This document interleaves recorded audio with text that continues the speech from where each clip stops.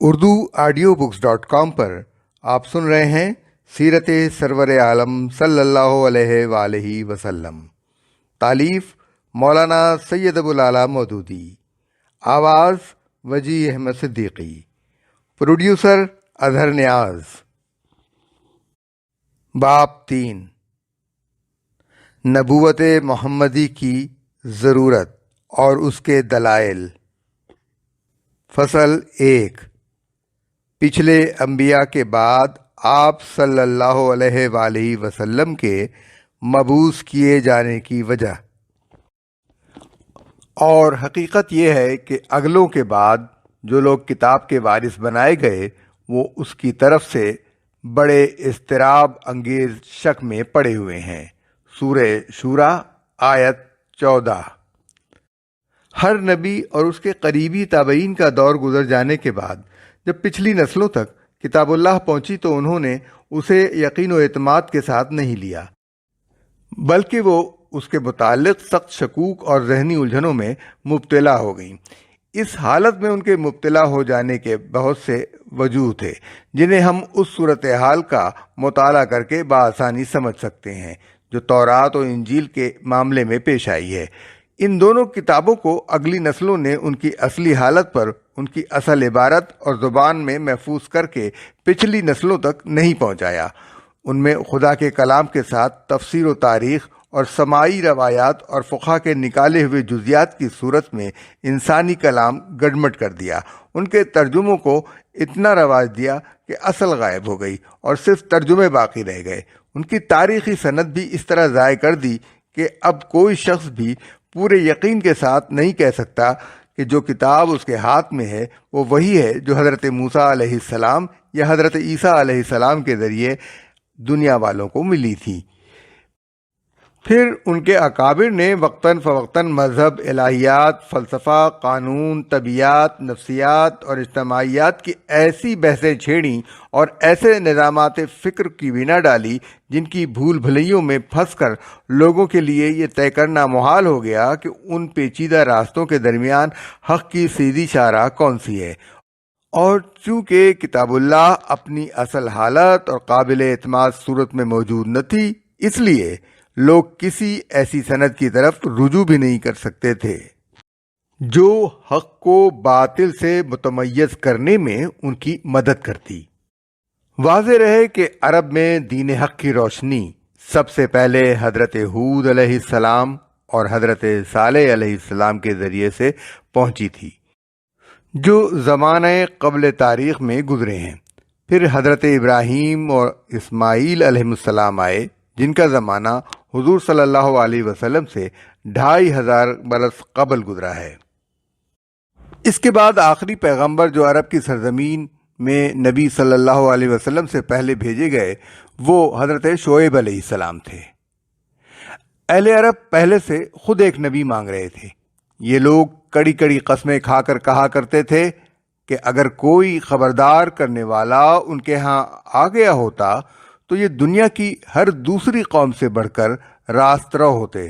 سورہ فاطر آیت 43۔ یہ بات نبی صلی اللہ علیہ وآلہ وسلم کی بعثت سے پہلے عرب کے لوگ عموماً اور قریش کے لوگ خصوصاً یہود و نصارہ کی بگڑی ہوئی اخلاقی حالت کو دیکھ کر کہا کرتے تھے۔ اسی طرح سورہ انعام میں آیا ہے، اس کتاب کے آنے کے بعد اب تم یہ نہیں کہہ سکتے کہ کتاب تو ہم سے پہلے کے 2 گروہوں کو دی گئی تھی اور ہم کو کچھ خبر نہ تھی کہ وہ کیا پڑھتے پڑھاتے تھے، اور اب تم یہ بہانہ بھی نہیں کر سکتے کہ اگر ہم پر کتاب نازل کی گئی ہوتی تو ہم ان سے زیادہ راست رو ثابت ہوتے۔ سورہ انعام آیات 156 157۔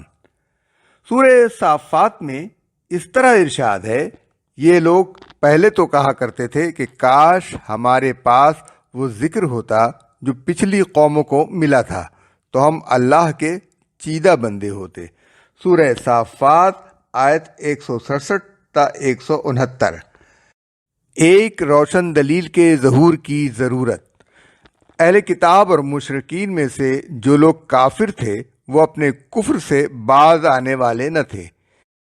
جب تک کہ ان کے پاس دلیل روشن نہ آ جائے، یعنی اللہ کی طرف سے ایک رسول جو پاک صحیفے پڑھ کر سنائے۔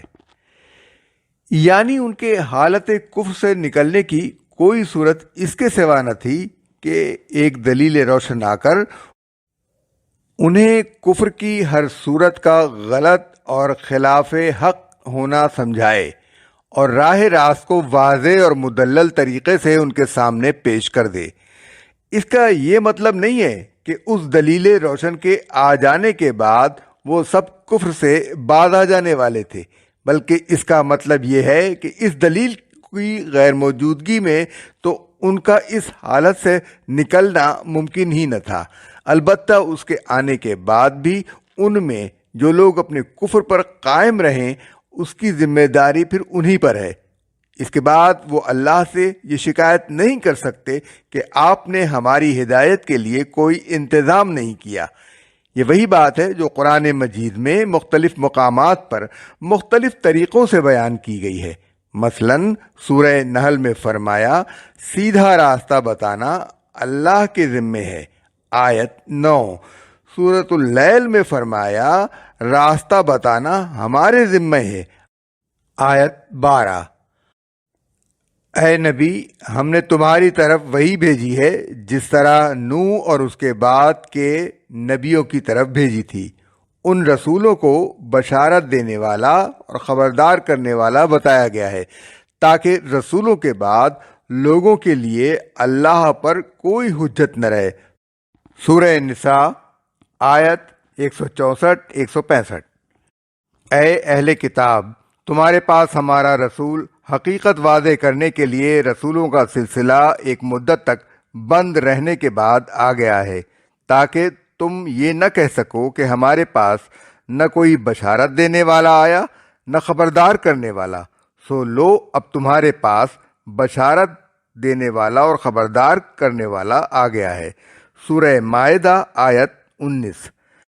پہلے جن لوگوں کو کتاب دی گئی تھی ان میں تفرقہ برپا نہیں ہوا، مگر اس کے بعد ان کے پاس راہ راست کا بیان واضح آ چکا تھا۔ سورہ بینہ آیت 4۔ یعنی اس سے پہلے اہل کتاب جو مختلف گمراہیوں میں بھٹک کر بے شمار فرقوں میں بٹ گئے، اس کی وجہ یہ نہ تھی کہ اللہ تعالیٰ نے اپنی طرف سے ان کی رہنمائی کے لیے دلیل روشن بھیجنے میں کوئی کسر اٹھا رکھی تھی، بلکہ یہ روش انہوں نے اللہ کی جانب سے رہنمائی آ جانے کے بعد اختیار کی تھی۔ اسی لیے اپنی گمراہی کے وہ خود ذمہ دار تھے، کیونکہ ان پر حجت تمام کی جا چکی تھی۔ اسی طرح اب چونکہ ان کے صحیفے پاک نہیں رہے اور ان کی کتابیں بالکل راست اور درست تعلیمات پر مشتمل نہیں رہی ہیں، اس لیے اللہ تعالیٰ نے ایک دلیل روشن کی حیثیت سے اپنا ایک رسول بھیج کر اور اس کے ذریعے پاک صحیفے بالکل راست اور درست تعلیمات پر مشتمل پیش کر کے ان پر پھر حجت تمام کر دی ہے، تاکہ اس کے بعد بھی اگر وہ متفرق رہیں تو اس کی ذمہ داری انہی پر ہے، اللہ کے مقابلے میں وہ کوئی حجت پیش نہ کر سکیں۔ یہ بات قرآن مجید میں بکثرت مقامات پر فرمائی گئی ہے۔ مثال کے طور پر ملاحظہ ہو سورہ بقرہ کی آیات 213، 253، آل عمران کی آیت 19، المائدہ کی 44 تا 50، سورہ یونس کی 93، سورہ شورى کی 13 تا 15، سورہ جاثیہ کی 16 تا 18۔ اس کے ساتھ اگر وہ حواشی بھی پیش نظر رکھے جائیں جو تفہیم القرآن میں ان آیات پر ہم نے لکھے ہیں تو بات سمجھنے میں مزید آسانی ہوگی۔ رسول بھیجنے کی ضرورت اس لیے ہے کہ دنیا کے لوگ، خواہ وہ اہل کتاب میں سے ہوں یا مشرکین میں سے، جس کفر کی حالت میں مبتلا تھے اس سے ان کا نکلنا اس کے بغیر ممکن نہ تھا کہ ایسا رسول بھیجا جائے جس کا وجود خود اپنی رسالت پر دلیل روشن ہو اور وہ لوگوں کے سامنے خدا کی کتاب کو اس کی اصلی اور صحیح صورت میں پیش کرے، جو باطل کی ان تمام آمیزشوں سے پاک ہو جن سے پچھلی کتب آسمانی کو آلودہ کر دیا گیا ہے اور بالکل راست اور درست تعلیمات پر مشتمل ہو۔ مقام بعثت کا انتخاب۔ دنیا کا جغرافیہ اٹھا کر دیکھو تم ایک ہی نظر میں محسوس کر لو گے کہ تمام جہان کی پیغمبری کے لیے روئے زمین میں عرب سے زیادہ موضوع مقام اور کوئی نہیں ہے اور نہ کوئی ہو سکتا ہے۔ یہ ملک ایشیا اور افریقہ کے عین وسط میں واقع ہے اور یورپ بھی یہاں سے بہت قریب ہے۔ خصوصاً اس زمانے میں یورپ کی متمدن قومیں زیادہ تر یورپ کے جنوبی حصے میں آباد تھیں اور یہ حصہ عرب سے اتنا ہی قریب ہے جتنا ہندوستان ہے۔ پھر اس زمانے کی تاریخ پڑھو، تم کو معلوم ہوگا کہ اس نبوت کے لیے اس زمانے میں عربی قوم سے زیادہ موزوں کوئی قوم نہ تھی۔ دوسری بڑی بڑی قومیں اپنا اپنا زور دکھا کر گویا بے دم ہو چکی تھیں اور عربی قوم تازہ دم تھی۔ تمدن کی ترقی سے دوسری قوموں کی عادتیں بگڑ گئی تھیں اور عربی قوم میں اس وقت کوئی ایسا تمدن نہیں تھا جو اس کو آرام طلب اور عیش پسند اور رذیل بنا دیتا۔ چھٹی صدی عیسوی کے عرب اس زمانے کی متمدن قوموں کے برے اثرات سے بالکل پاک تھے۔ ان میں وہ تمام انسانی خوبیاں موجود تھیں جو ایک ایسی قوم میں ہو سکتی ہیں جس کو تمدن کی ہوا نہ لگی ہو۔ وہ بہادر تھے، بے خوف تھے، فیاض تھے، عہد کے پابند تھے، آزاد خیال اور آزادی کو پسند کرنے والے تھے، کسی قوم کے غلام نہ تھے، اپنی عزت کے لیے جان دے دینا ان کے لیے آسان تھا، نہایت سادہ زندگی بسر کرتے تھے اور عیش و عشرت سے بیگانے تھے۔ اس میں شک نہیں کہ ان میں بہت سی برائیاں بھی تھیں، کیونکہ 2500 برس سے ان کے ہاں کوئی پیغمبر نہ آیا تھا، نہ کوئی ایسا رہنما پیدا ہوا تھا جو ان کے اخلاق درست کرتا اور انہیں تہذیب سکھاتا۔